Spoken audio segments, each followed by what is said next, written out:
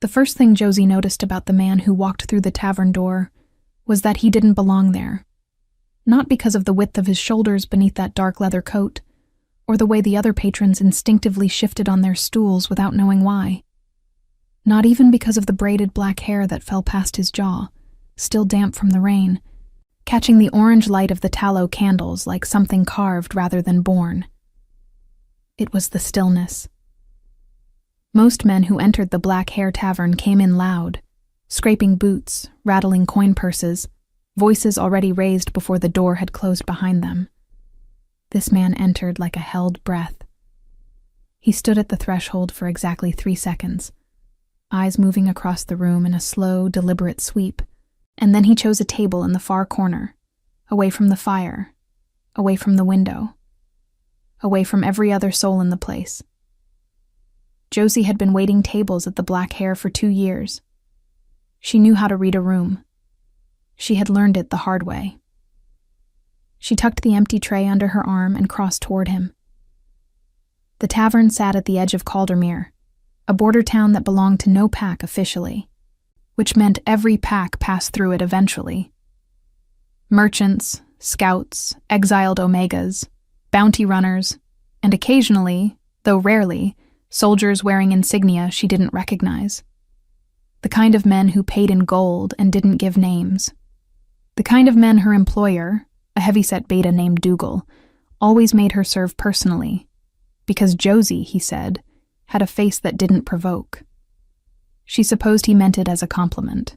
She set a cup on the table without asking what he wanted, filled it from the clay pitcher she carried, and met his eyes only briefly. They were pale, a gray so light it looked almost silver in the candlelight, and they were already watching her with an attention that made the back of her neck prickle. "The stew tonight is mutton," she said. "Bread costs extra." "Bring both," he said. His voice was low, unhurried. She nodded and turned away. That should have been the end of it. A quiet table, a quiet stranger, a quiet night. The kind of evening Josie had learned to be grateful for, because the alternative was worse. She had not always been a waitress at the Black Hare. 3 years ago, she had been Josephine Aldrin, daughter of Lord Corwin Aldrin of the Greymore Pack. A minor house, yes, but a house with land, with lineage, with a name that meant something along the Northern Ridge territories. Her father had been a good man, soft-spoken, careful, deeply proud of his bloodline, even when it counted for little in a world run by alphas whose wolves were 3 times the size of his. He had died 14 months after her mother. A fever, they said. She had been 23 years old, and she had had nothing except a stepbrother named Hadley, who was 12, and a guardian appointed by the Pack Council, a man called Lord Ferris, her father's oldest friend, who had promised on his honor to protect them both. It had taken her 8 months to understand what that promise was worth. She was carrying the bowl of mutton stew back across the tavern floor when she felt it, that particular tightening in her chest that she had come to dread. Not pain, exactly. More like pressure. Like the world pressing its thumb against her sternum and pushing. It had started 6 months ago, these moments. They came without warning and never made immediate sense. A flash of something, image, smell, sound, that dropped into her mind like a stone into still water. The healer in the town of Ashfin had called it residual scent sensitivity, a rare omega trait, she'd said, the kind that sometimes appeared in bloodlines with old moon-touched ancestry.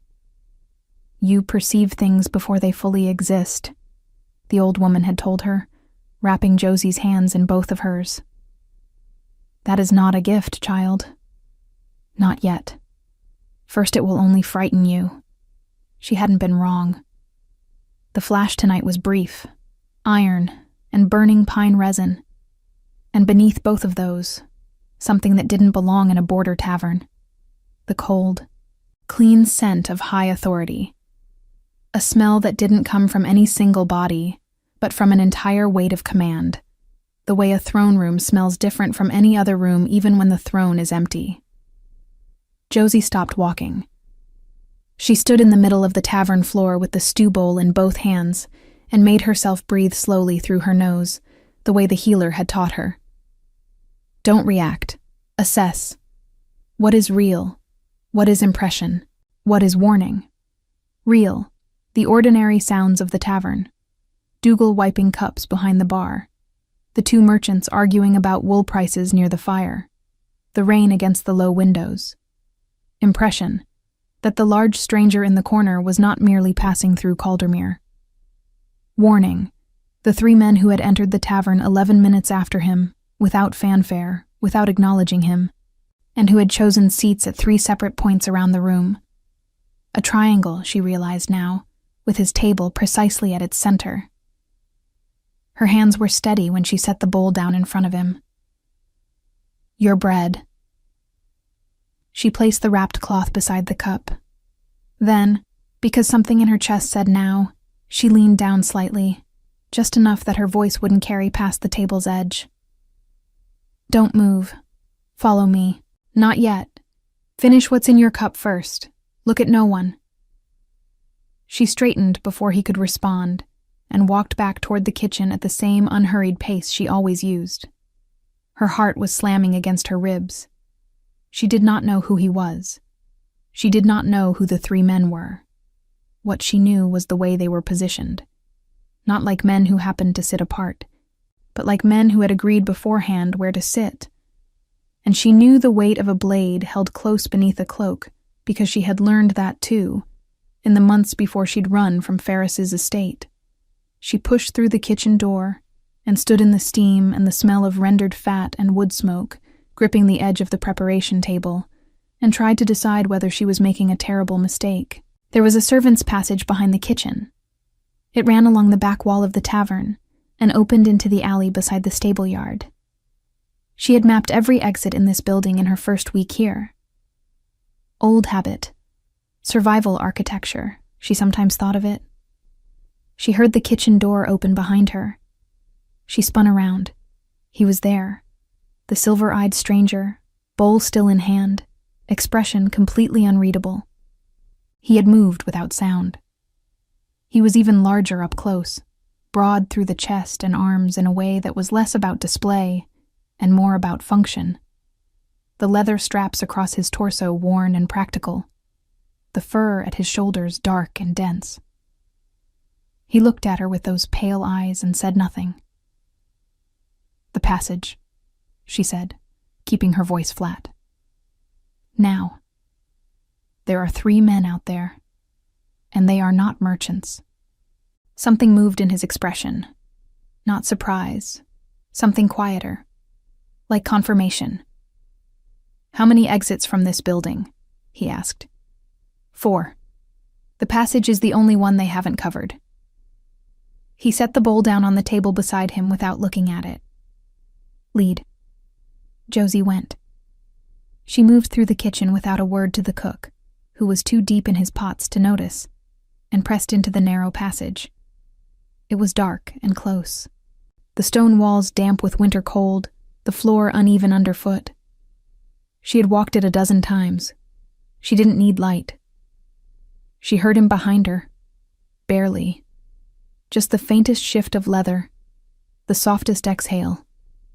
For a man his size, he moved like something that had grown up in silence. The alley door opened with a push.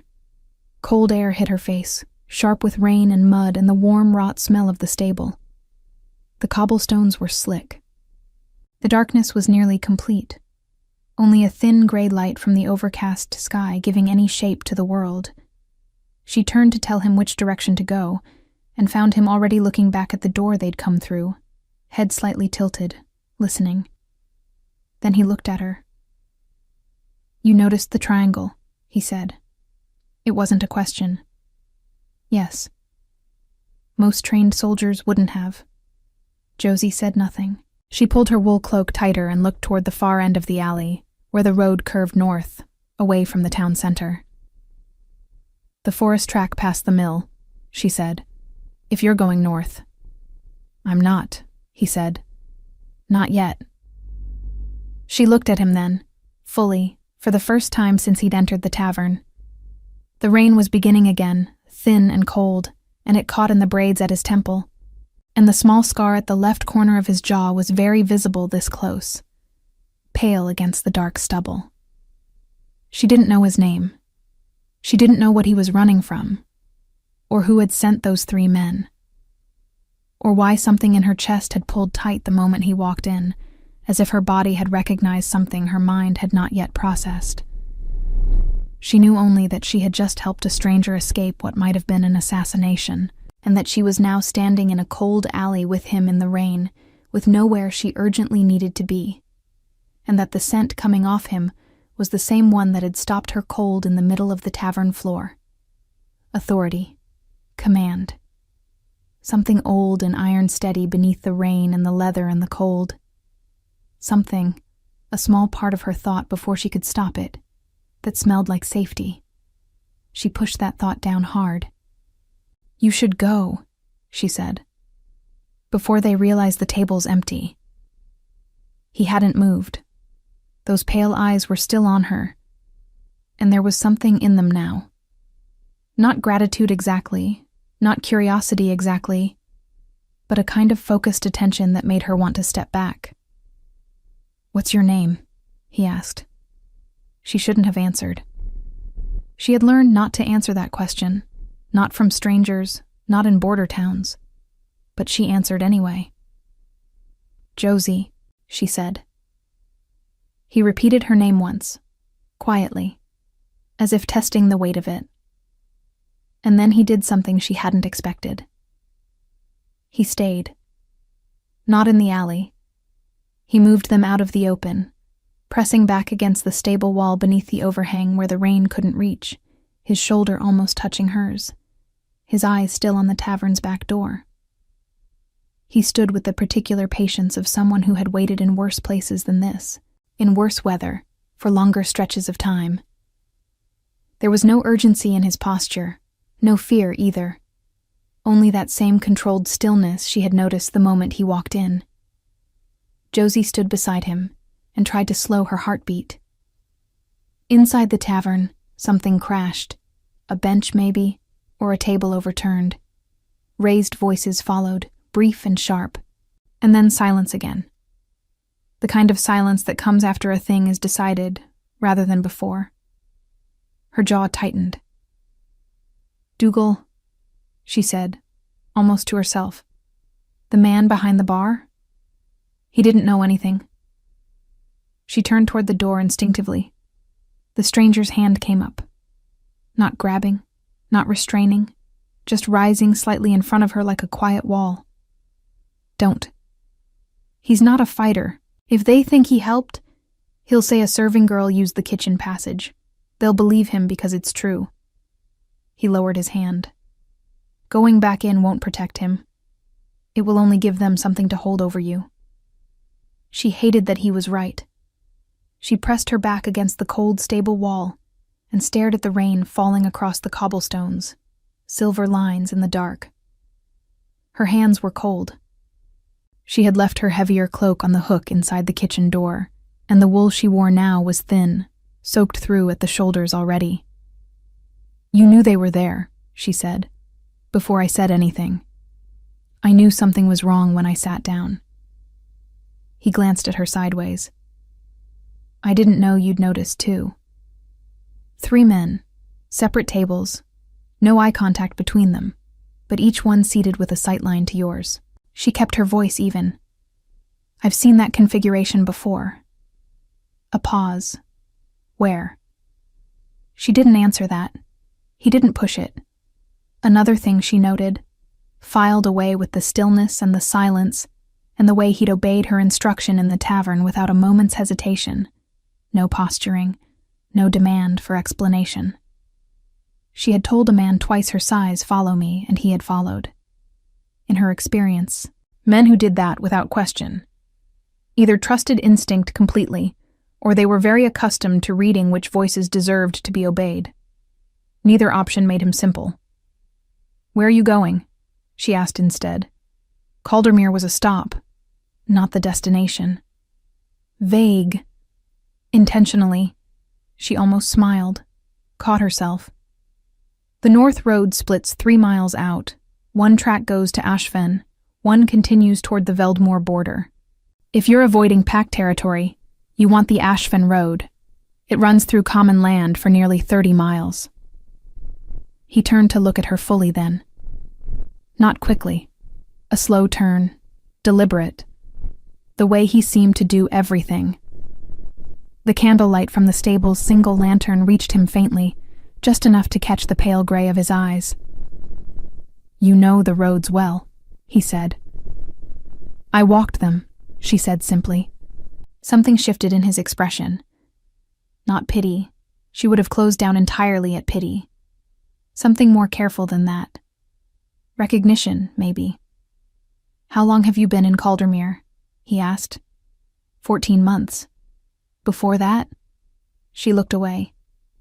The rain was heavier now, drumming against the stable roof, pooling in the uneven gaps between the cobblestones. Somewhere inside, a horse shifted and blew a long breath. "Somewhere else," she said. He accepted that too. She was beginning to understand that he was someone who knew the value of not asking for more than was offered. Not because he wasn't curious, but because he understood that information given freely was worth more than information pulled. "I need to reach the old garrison at Veldmoor's western edge," he said after a moment. "I have men there. If I don't arrive by the 3rd morning from now, they'll move without me." "Move to do what?" He looked at her. "Something important." She exhaled slowly. "The Ashven Road won't get you there in 3 days. Not on foot. Not in this weather." She thought through it, the way she always mapped things. Distances, conditions, variables. "There's a horse trader who works the mill road at dawn. He owes Dougal a long-standing debt. If Dougal's still standing and in a mood to call it in, you might get a mount before sunrise. And if Dougal isn't standing?" She felt the cold move through her that had nothing to do with the rain. "Then we have a different problem. We." She heard the word leave her mouth and felt immediately foolish. There was no we. There was a stranger she had helped out a back door. And there was her own situation, which was already precarious enough without adding unknown men with assassins on their trail. "I should go," she said. "Where?" The question landed flatly, and she realized she didn't have a ready answer, which was humiliating in a specific and familiar way. She had nowhere to go at this hour. Her room was above the tavern. If the 3 men were still inside, going back was impossible until they cleared out. She had no friends in Caldermere. Acquaintances, yes, a few faces she recognized at the market. A woman named Petra, who sold herbs 2 stalls down and sometimes saved her dried lavender, but no one she could arrive at the door of in the middle of a rainy night and expect to be let in without questions she wasn't prepared to answer. "I'll wait it out at the mill," she said. It wasn't a good answer, but it was true. "The mill is a 1/4 mile. You'll be soaked through before you reach it." "I've been wet before." He was quiet for a moment. Then, "There's an inn on the far side of the North Bridge. The Crossed Horn. Do you know it?" She did. It was nicer than the Black Hare by a significant margin. The kind of place that had actual glass in its windows and changed the straw on the floor more than once a week. "I can't afford the Crossed Horn." "I can." She turned to look at him with what she hoped was an expression that made her feelings on that offer sufficiently clear. He held her gaze without apology. "Not a favor, an exchange. You know these roads. I need a guide to the mill by dawn and information about the Ashven track. You need somewhere to sleep that isn't a flooded mill floor." He paused. "That's all." Josie studied him for a long moment. She had been lied to by men who made reasonable offers before. She knew what manipulation looked like. It looked like her father's old friend Lord Ferris handing her a cup of tea and telling her the estate accounts were complicated, but not to worry. He would handle everything. It looked like warmth and practicality and small reasonable kindnesses stacked one on top of another until you were standing inside a trap you'd walked into one agreeable step at a time. This man didn't feel like that. She acknowledged it, even as she mistrusted her own acknowledgement. "Your name," she said. "If we're making an exchange, I should know who I'm exchanging with." The pause before he answered was barely a second, but she caught it. "Roman," he said. "Just the one name.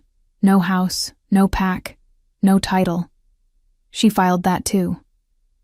"All right, Roman," she said. "The mill road goes north past the cooper's yard. Stay close and don't talk." She moved out from under the overhang into the rain before she could reconsider.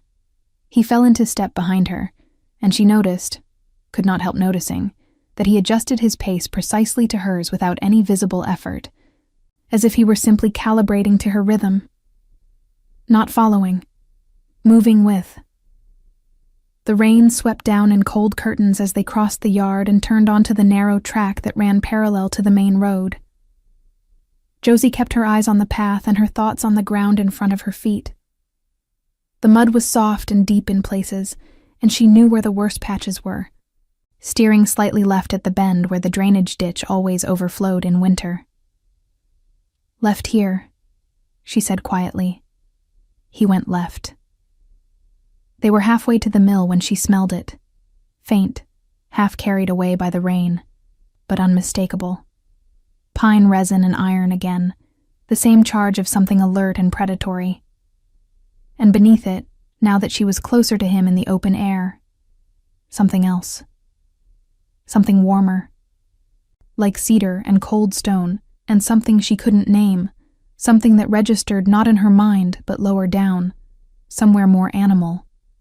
Her wolf, if one could even call it that, the small, quiet, perpetually suppressed part of her that her old pack had declared insufficient years ago, stirred. She stumbled on a root. His hand caught her elbow, steady and immediate, and released it the moment she had her footing again.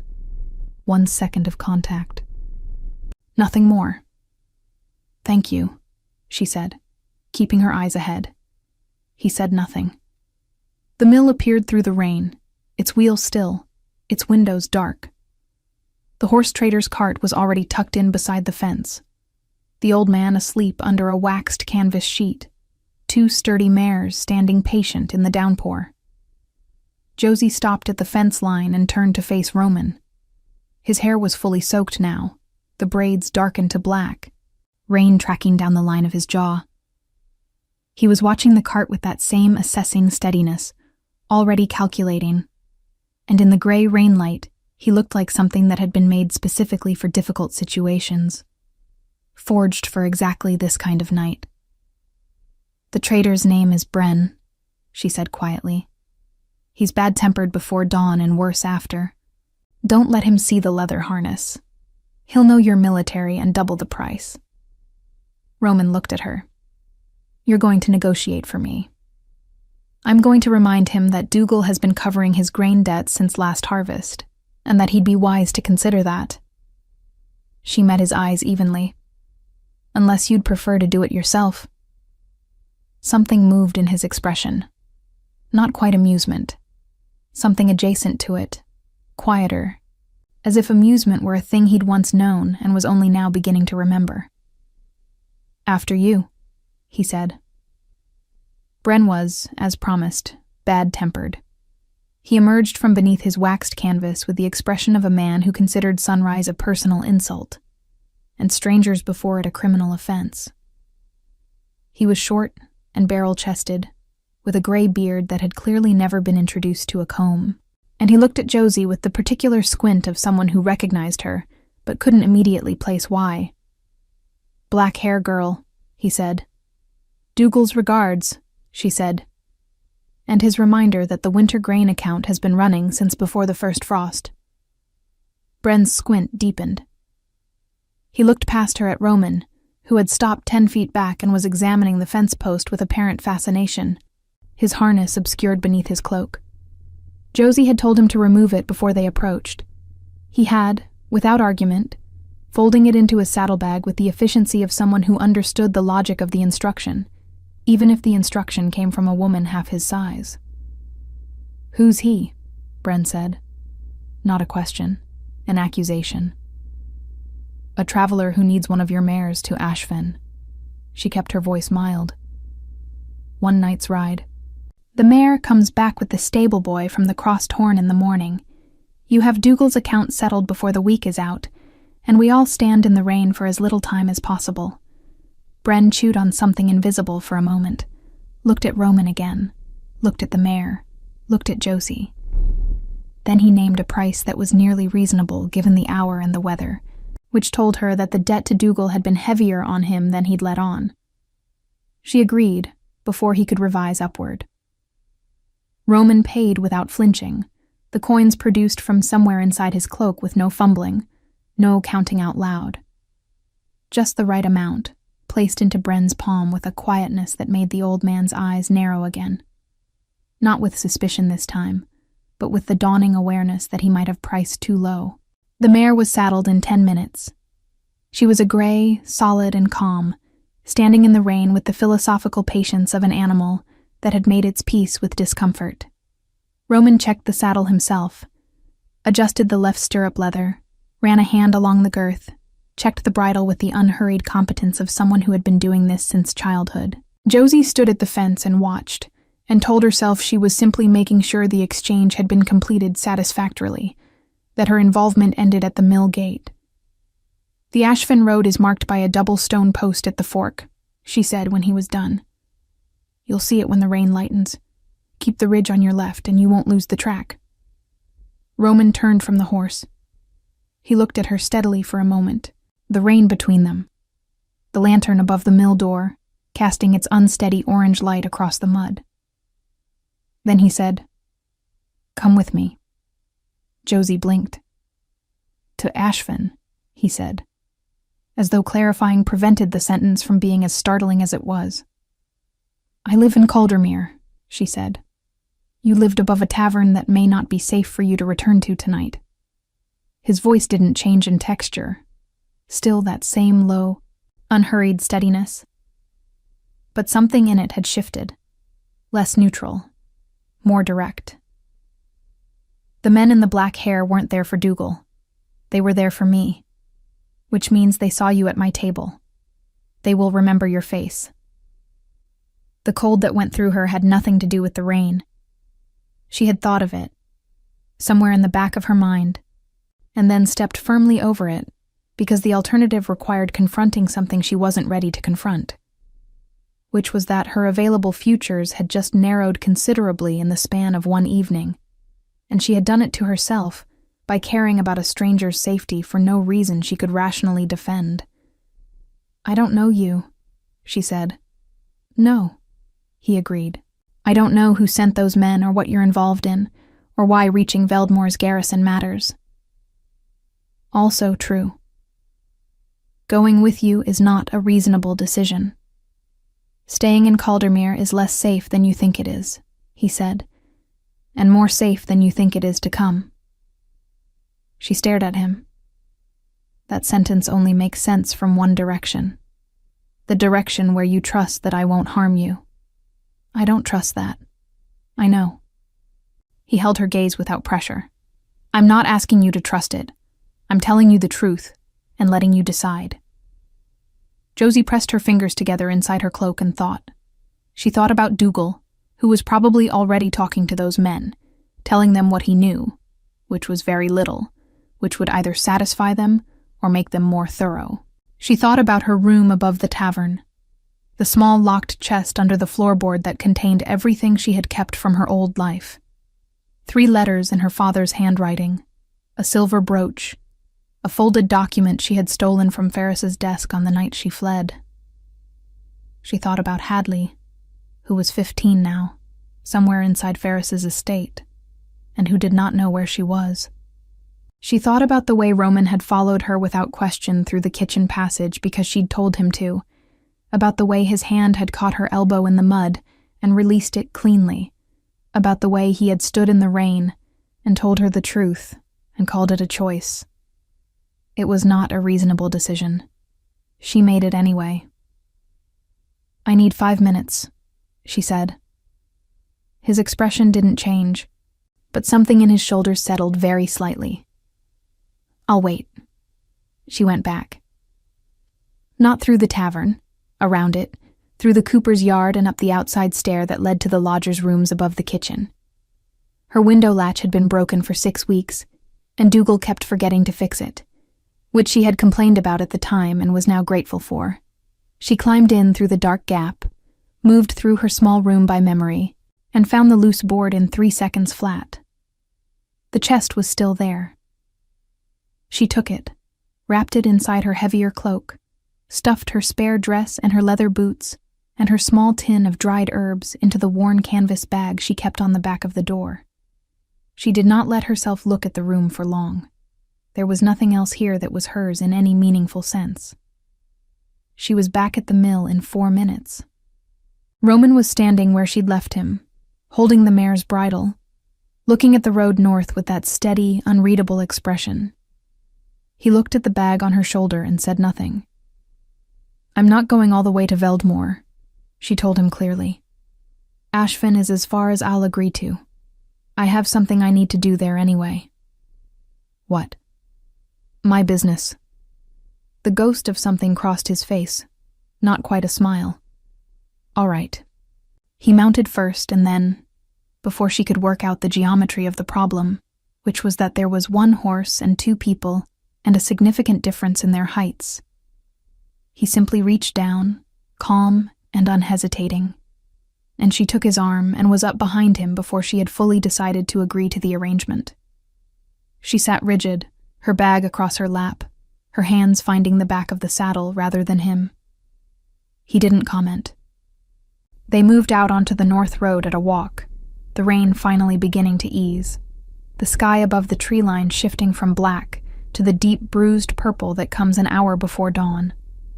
The mare's hooves were quiet in the softened mud. The trees closed in on both sides, dark and dense, smelling of pine resin and wet earth and something cold and green underneath. Josie stared at the road ahead and made herself breathe evenly. "The men tonight," she said after a while. "Were they pack soldiers? Hired hunters?" "Hired by whom?" A pause. "A council that believes I shouldn't be where I currently am." She processed that. "Are they wrong? About the belief or about my location?" "Either." He was quiet for a moment. "No," he said. "They know exactly where I am, and they know I won't stop because of 3 hunters in a border tavern." How many would it take? More than 3. She believed him entirely, which was itself a somewhat troubling fact about the evening.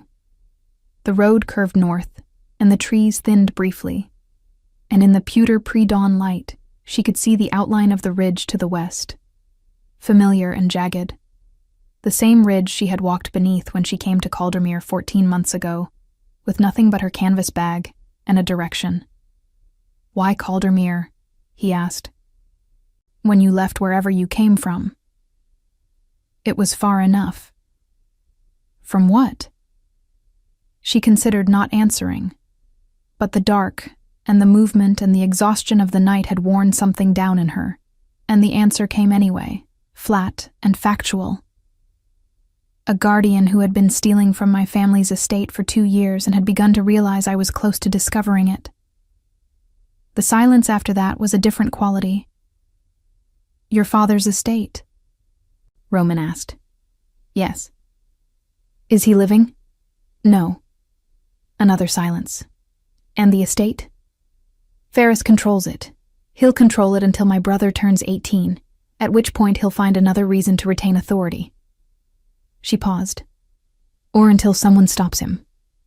The words settled between them in the early morning air, and she became aware, suddenly, that she had just told a near stranger more about her life than she had told anyone in Caldermere. She pressed her lips together and looked at the tree line. "Ferris," Roman said. Just the name. Something in his tone had changed in a way she couldn't quite identify. Quieter, but heavier. "You know it?" she asked. "Lord Ferris of the Greymoor territory," he said. "Yes." She went very still. "He sits on the Northern Border Council," Roman continued, and his voice was entirely level, giving nothing away. He was among the men who signed the petition to have my current movements declared unauthorized. The world seemed to tilt slightly beneath her, of all the strangers in all the border taverns. "Your name," she said carefully. "Just Roman." "Roman Vielle," he said. "Alpha King of the Northern Reach." The silence that followed was so complete that Josie could hear the mare's breathing. She sat very still behind him on the saddle and let the information move through her the way cold water moves through a cracked wall, finding every gap, filling every hollow, changing the shape of everything it touched. Roman Vielle. She knew that name. Everyone in the Northern Territories knew that name. The way you knew the name of a mountain range or a tidal pattern, not because you had ever been close to it, but because it was a fixed point by which everything else was measured. The Alpha King of the Northern Reach had held his throne for 11 years, consolidating fractured pack territories through a combination of military precision and political authority that his predecessors had failed to achieve in a century of trying. He was spoken of in border towns the way weather was spoken of, as a force that shaped conditions without requiring your understanding or approval. She had been telling him to turn left at fence posts. She had negotiated a horse for him from a bad-tempered mill trader. She had said, "Don't move. Follow me to the Alpha King of the Northern Reach," and he had followed. "You could have told me," she said. Her voice came out remarkably steady, which she considered a personal achievement given the circumstances. "When?" he said. "In the alley, while we were determining whether to run? At the mill, while you were reminding the trader about grain debts?" A pause. "You were handling everything efficiently. The information would only have changed your behavior." "It would have. I know. That's why I waited." She absorbed that. It was a logical answer. It was also the kind of answer that revealed something about him, that he understood how people responded to power and had chosen, deliberately, to set the power aside and simply be a man in a difficult situation. That was either a mark of genuine intelligence or a very refined form of manipulation. She still wasn't sure which. "Lord Ferris signed a petition against you," she said, "along with 6 other council members. They've declared my current journey a violation of border accords and have sent 3 separate groups to intercept me before I reach the Veldmore garrison." He didn't sound troubled by this. He sounded the way a man sounds when he's describing weather he has already planned around. "The council believes that if I reach the garrison and call the Western Pacts to formal assembly, they lose their majority vote on the Territorial Consolidation Act." "Do they?" "Yes." "And the Consolidation Act, what does it do?" "Among other things," he said carefully, "it dissolves the authority of appointed guardians over disputed estates and returns administrative control directly to pack law courts." The mare's hooves moved through softened earth. The trees were denser here, the last of the rain dripping from the canopy in irregular drops, and the sky above was beginning to pale at the edges. Josie's chest felt strange, that pressing sensation again. Not the warning kind, not the flash of scent and image that preceded danger. Something slower, something that felt uncomfortably like the world rearranging itself around a point she hadn't noticed until now. "Disputed estates," she said. "Estates where guardianship was appointed under contested circumstances. Estates where the primary heir is absent or believed missing." He paused. "Estates like Graymore." She closed her eyes for exactly 3 seconds. Then she opened them and looked at the road ahead and thought very carefully about what she was and was not going to allow herself to feel about this. "You didn't know about Graymore before tonight," she said. It was not quite a question. "I knew the name Ferris. I knew the Graymore estate was in dispute. I didn't know the missing heir was a woman called Josie, who waited tables in Caldermere and could identify a 3-point surveillance formation in a crowded room." Despite everything, something almost like a laugh moved through her chest. She pressed it down. "How many estates?" she asked instead. 14 confirmed. Possibly more that haven't been formally recorded. 14 families. 14 sets of children left in the wrong hands. Fortunes being stripped quietly, while pack councils looked the other way, because the men doing the stripping sat on those same councils and controlled the votes that kept everyone comfortable. Her father had trusted Ferris for 20 years. She thought about the letters in the chest wrapped in her cloak. Her father's handwriting. 3 pages of it. Careful and formal and entirely trusting. My old friend will see to things. He had written in the last one, a note to her and Hadley both. Written when he understood the fever was not going to release him. You are safe in his hands. The grief was old enough now that it didn't break her. It just sat in her chest like a stone she had learned to carry. My brother, she said. Hadley. He's 15. He's been inside Ferris's estate for over 2 years. I know the estate's location. He doesn't know what Ferris is. When I left, I couldn't. There was no way to get a message to him without Ferris intercepting it. She paused. He must think I abandoned him. The words came out smaller than she intended. She heard it and hated it. Roman didn't offer reassurance. He didn't say, I'm sure he knows you wouldn't, or children are resilient, or any of the smooth, useless things people said to paper over wounds they didn't know how to address. He was quiet for a moment, and then he said, when the assembly convenes at Veldmore, one of the first orders of business will be the issuance of emergency custody writs for minors held under disputed guardianships. She let that settle. How certain is that? She asked. As certain as my reaching the garrison on time. And there it was. The thing she had been circling without looking at directly since the moment he told her his name. His mission and her brother's freedom were threaded together through the same 3 days, the same road, the same group of hunters who had been told to stop him. She should say something practical. She should acknowledge the connection plainly and discuss what it meant for her own choices. That was what a sensible person did. Instead, what she said was, the Ashfin Road forks again 12 miles out. The right fork goes to the garrison faster. It cuts through Kelwood territory, which is technically neutral ground, but it's exposed on the eastern side for about 4 miles. Open meadow. No tree cover. An easy position for hunters to hold, he said. Yes, but there's a shepherd's track that runs inside the Kelwood tree line, parallel to the meadow. It's not on any council map. I found it when I came through the first time. She paused. It adds maybe 2 hours, but keeps you under cover the entire way. He was quiet for a moment. You came through Kelwood territory alone. I came through a lot of places alone. She felt, rather than saw, something shift in him. A very slight change in the quality of his stillness, as if he'd added something to an internal accounting, and the total had moved. They rode in silence for a while. The sky was fully lightening now, the gray resolving slowly into something almost pale blue above the tree line, and the birds were beginning their first cautious notes in the canopy above. The mare moved steadily, unbothered by the lightening road or the 2 people on her back, and Josie became slowly, uncomfortably aware that she had at some point relaxed her rigid posture and was no longer holding the back of the saddle quite so tightly. She corrected this quietly and hoped he hadn't noticed.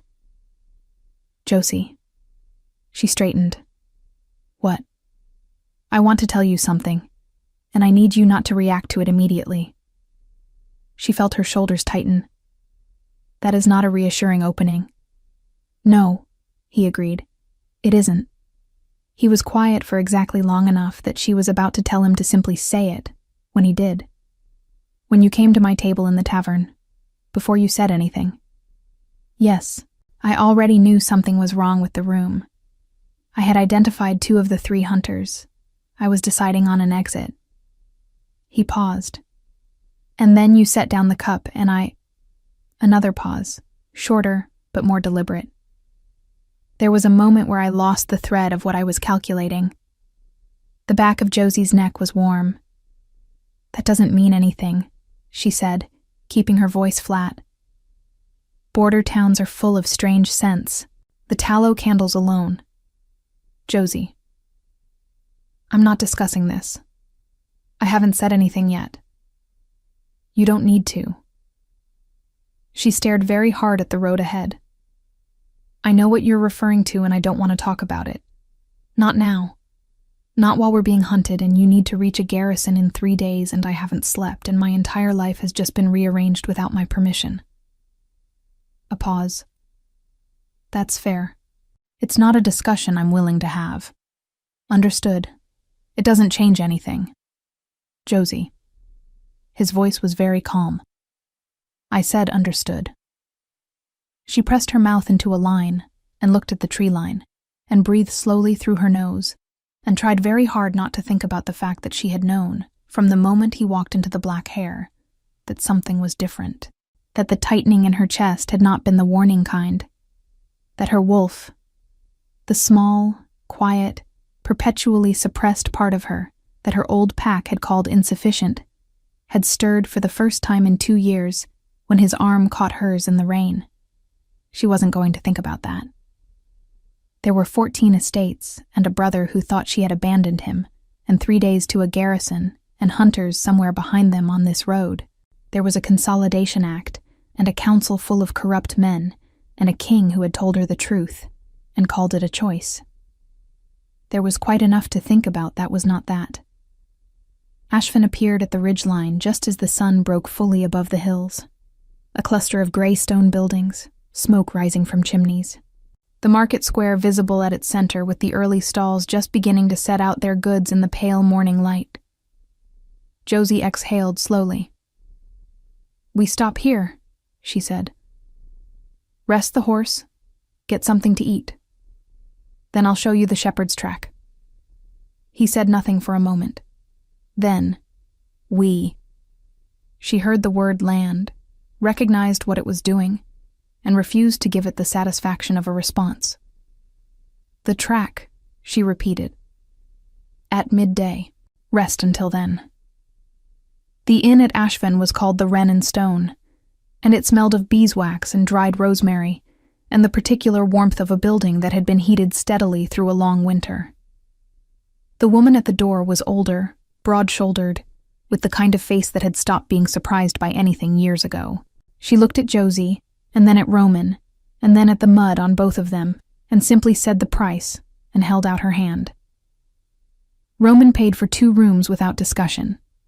Josie noticed that he chose rooms on the same corridor, hers closer to the stairwell, his between hers and the far window, positioned with the same quiet deliberateness with which he did everything. She noticed it and said nothing, because saying something would require acknowledging that she had noticed, and she was conserving her energy for things that mattered. She slept for 4 hours with her canvas bag wedged against the door. When she came downstairs, the inn was fuller, midday trade bringing in a handful of local merchants and a group of traveling craftsmen whose accents placed them from somewhere far south. Roman was already at a corner table. Of course he was, with a cup and a plate of dark bread and hard cheese in front of him, and a second plate set across from him that had not been there long enough to cool. She sat down. They ate without talking much, which suited her. The bread was dense and good, the cheese sharp, and the cup turned out to be warm cider spiced with something that spread heat down through her chest and into her hands. Outside the low window, the market square was active and ordinary. A dog sleeping in a patch of pale sunlight. 2 women arguing pleasantly over the price of linen. A child running past with a wooden hoop. Normal. Safe. Temporary. I went to the courier post this morning, Roman said, setting down his cup. She looked at him. I sent word to the garrison. If I'm not there in 2 days, they convene without me. The assembly can proceed with my sealed instruction. He met her eyes. The custody writs are already drafted. Hadley's name is on the 3rd one. Josie set down her bread. She looked at the table for a moment. Then she looked at the window, at the ordinary square with its ordinary morning. Then she looked back at him, because there was nowhere else to look that would make this feel smaller than it was. You did that this morning, she said, before we'd agreed to anything. Yes. Why? He was quiet for a moment. Because it was right, he said, and because it didn't require your agreement. Your brother's situation is a legal matter. It doesn't depend on what you decide to do next. She had spent 2 years being careful about what she allowed herself to feel, because feeling things fully in exposed situations was a liability she couldn't afford. She had gotten very good at the controlled breath, the level voice, the steady hands. She was having some difficulty with those things right now. Thank you, she said.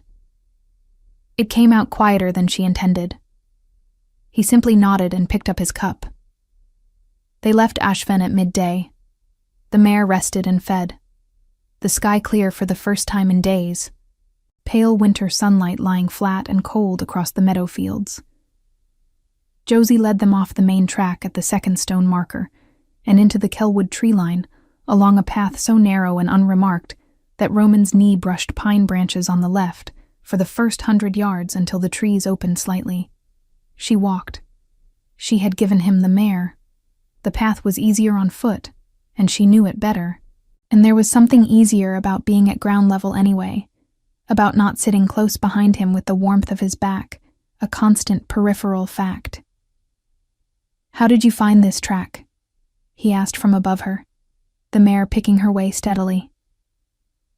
I walked until the open road felt too exposed, and then I looked for where animals had been going instead. She stepped over a root. Animals always know the safest way through. You were alone. I was capable. I didn't say you weren't. His voice was even. I said you were alone. Those are different things. She glanced up at him briefly, and then returned her eyes to the track. He was watching the tree line on the right side, the exposed meadow beyond it, a pale wash of winter grass visible in slivers between the trunks, and he wore that steady, watchful expression that she was beginning to recognize as simply his default. Not suspicion, just attention. He paid attention to everything with the same quality of focus. She had been thinking, in the margins of the morning, about what he had said on the road at dawn, about the moment at the tavern table. She had told herself she wouldn't think about it, and she had thought about almost nothing else, which was annoying in a way that she refused to let reach her face. She knew what a mate bond was. She had grown up in a pack house. She had watched her parents move through rooms with the particular attunement of two people whose wolves recognized each other completely. She had always assumed, in the abstract way of someone who has not yet encountered the thing itself, that it would feel simple, that it would feel like certainty. It did not feel like certainty. It felt like the ground being slightly less solid than expected, not collapsing, just yielding, the way grass yields when you've been standing on the same spot too long. It felt like the tightening in her chest had never been a warning at all, but a recognition her mind hadn't been ready to name. It felt like the small, quiet, supposedly insufficient part of her that her old pack had dismissed was not quiet anymore. She didn't say any of this. What she said, at the halfway point of the track where the trees grew thickest and the meadow disappeared entirely behind a wall of dark pine, was, Ferris told me my wolf was defective. Roman said nothing. She could feel him listening. When my father died and the guardianship passed to him, he had me assessed by a pack examiner. Paid one, obviously. One who would give the answer he needed. She kept her voice steady. The examiner said my wolf was underdeveloped, that I was effectively a diminished omega, not worth binding to a pack formally. It gave Ferris grounds to restrict my movements, limit my access to the estate accounts, prevent me from appealing to the council directly. She paused. An unmated, diminished omega with no formal pack standing has almost no legal rights under border territory law. That assessment was fraudulent, Roman said. His voice was still level, but there was something underneath it now, something pressed flat and held there with deliberate effort. I know that. Now. She moved a low branch aside and ducked under it. At the time I was 23 and newly grieving, and I believed it for longer than I should have, because it explained things. It explained why I'd never fully shifted, why my instincts felt muted, why I always seemed to be standing slightly outside the world everyone else moved through easily. She let the branch go. It was a lie constructed from real insecurities, which is the most effective kind. Josie. She stopped walking. He had dismounted at some point in the last minute without her hearing it, and he was standing behind her on the track, the mare's reins in one hand, close enough that she would have had to step back deliberately to put more distance between them. She turned. His expression was the most open she had seen it. Not soft. He didn't seem to have a soft setting exactly, but open. The careful neutrality was gone, and what was underneath it was not pity, not anger, not the careful diplomatic warmth of a man managing a useful asset. It was something far simpler than any of those things. "Your wolf is not defective," he said. "What you can do, the scent perception, the reading of spaces, the way you moved through that tavern and that alley and that track in the dark without losing your footing once, that is not diminishment. That is a gift that was named wrong so that a man could control you." She looked at him for a long moment. "You've known me for less than a day," she said. "Yes. You can't know that. I can," he said simply, "because I felt it. When you sat next to me on that horse, your wolf was not nothing. It was very much present and very much aware, and it was not diminished." He held her gaze. "You felt it too." She had no argument for that. She looked down at the pine needle ground for a moment, then up at the pale strip of sky visible above the tree line, then back at him. "I'm still angry," she said. "About all of it. My father, Ferris, the estate, 2 years of hiding. I don't want to be soothed out of that anger. I don't want to skip to the part where everything is resolved and I'm supposed to be grateful. I'm not asking you to. I want Ferris in front of a legal tribunal. I want the estates restored. I want Hadley home. Those things are going to happen," he said. "I am going to make sure of it. Not for you, for the law, for the 14 families, but also, yes, for you specifically, because you are owed it." The wind moved through the pines above them, a long, slow sound like breathing. "And the other thing," she said carefully, "the thing you started saying on the road. I'll say it when you're ready to hear it." He held her gaze. "Not before." She nodded slowly. That too was an answer. That too was different from every promise ever made by every man who had stood in front of her and offered something with conditions buried inside it. They reached the garrison road by late afternoon. It was not the reunion of a returning king that she had imagined. No fanfare, no ranks of soldiers, just a heavy iron gate set into a stone wall, and 2 guards who saw Roman's face and stood sharply aside without a word needing to be said. He dismounted, handed the mare's reins to a young soldier who appeared from nowhere, and turned to find Josie still standing at the gate. She had stopped at the threshold. He came back to it, stood on the other side, level with her, and waited. "You said Ashvin was as far as you'd agree to," he said. "I did. Is that still true?" She looked past him at the garrison yard, the stone buildings, the torches being lit in the early dusk, the organized movement of soldiers and counselors, and people with important things to do. And then she looked at the road behind her, which led back toward Caldermere, and a room that was no longer safe, and a life that had always been too small for what she actually was. She thought of Hadley. She thought of her father's letters in the chest under her arm. She thought of the tribunal that needed a witness who had actually lived inside Ferris's household, who had seen the account books, who had stolen a document from his desk on the night she fled and kept it for 2 years in a locked chest under a tavern floorboard. She stepped through the gate. Roman didn't smile. But that quality of almost amusement was there again, warmer now, closer to the surface. "The assembly convened 3 days later," she said. as though narrating something that had already happened. 14 testimonies, he said quietly. Yours first. The tribunal was held in the garrison's great hall, stone walls hung with territorial maps and the banners of 6 assembled packs. Josie stood before the council and gave her testimony in a clear, steady voice, and she placed the stolen document on the table in front of them.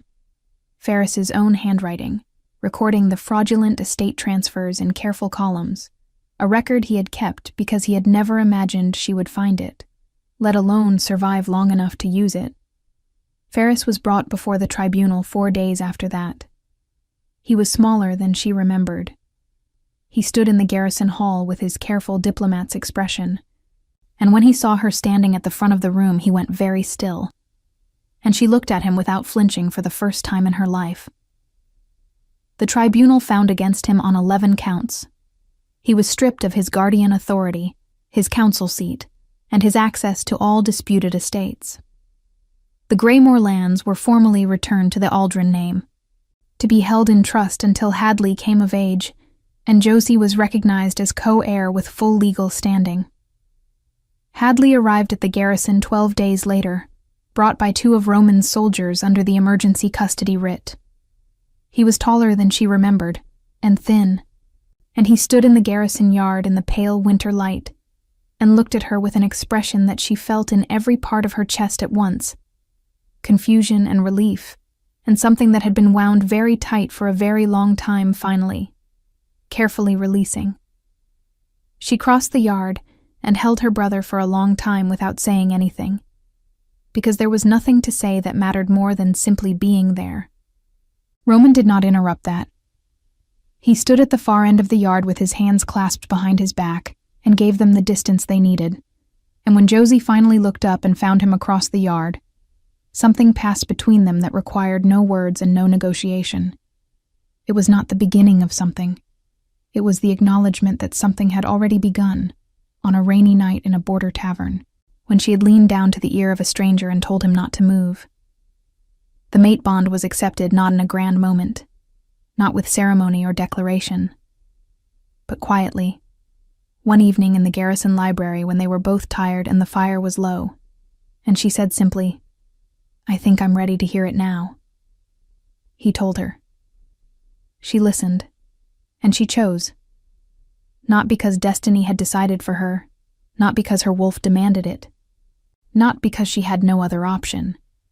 She chose because she had learned, in 2 years of walking alone through difficult country, the difference between a decision made from fear and a decision made from knowledge.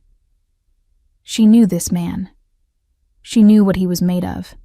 She had seen how he treated a serving girl in a border tavern when he thought he was nobody to her. That, in the end, was the only measure that had ever mattered. The Greymore estate was restored in full before the spring. The 14 families received their lands.